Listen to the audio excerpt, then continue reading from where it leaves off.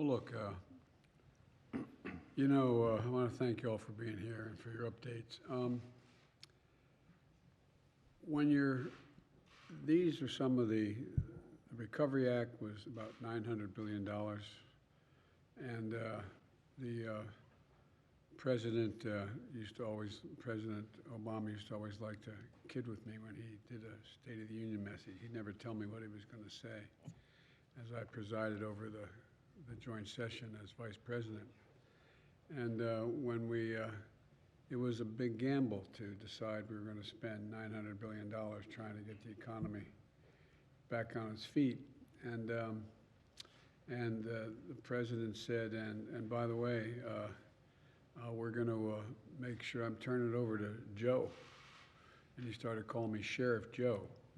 Well, the first thing I did was go to Earl Devaney and other inspectors general and said, look, we're going to need a lot of work here. Because look, the one thing I've learned, and you did when you were the mayor, and is that people expect us to do what we say, and they don't always get what they expect from elected officials. And for example, when the CARES Act was passed in the last administration, it was a very meaningful piece of legislation.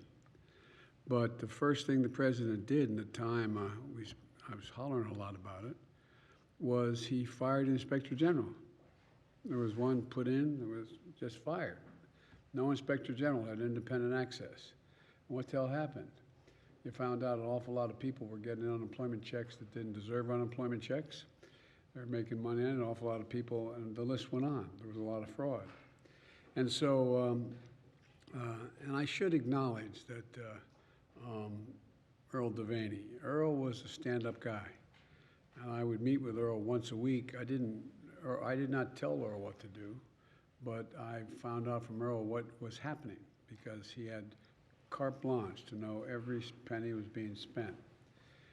And when we came along with the two large pieces of legislation that try to get us through the pandemic, as well as bring the economy back on its feet, it was clear to me that we were going to need the kind of oversight, and that's why I called Gene and asked Gene to come in and be a coordinator of this. And an example, his example, I think Earl's example is a reminder that the end result of independent analysis of whether it was waste and fraud in the effort to distribute that money through the $900 billion in the Recovery Act was independent analysis indicated that there was less than 0.2% waste, fraud, or abuse, less than 0.2. It was heralded as one of the most well-run programs in American history in terms of the size, scope, and did it do what it said it was going to do. And unfortunately, I earned the name from the president when he said from the podium that Sheriff Joe's going to be in charge. I never thought of myself as a sheriff. But it's not the way to get things done, not having really serious oversight. These programs are large, they're consequential.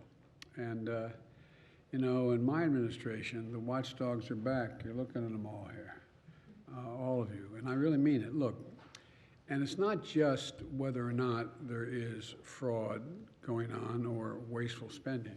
I think I told Gene when I asked him to come in, was that I'd get phone calls, I'd get inspector generals telling me that the way they were going to spend the money that was in the recovery plan was they were going to build a Frisbee park in such and such a place.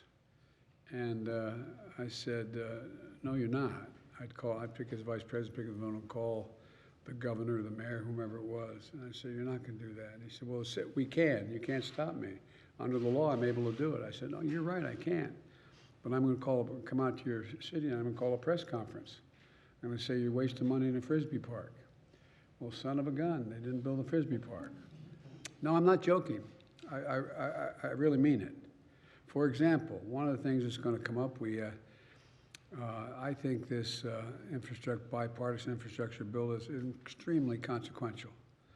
because we've been in a situation where we used to have the #1 infrastructure in the world. We now rank 13 in the world or thereabouts, and we can't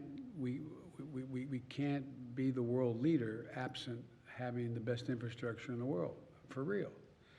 And so there's, for example, there's a lot of money for bridges, and particularly bridges that are in disrepair, that need help. Now, if there's a bridge that's really in trouble and may collapse like the one in Pittsburgh did, and we knew that was going to be, it was in trouble, didn't expect it to collapse.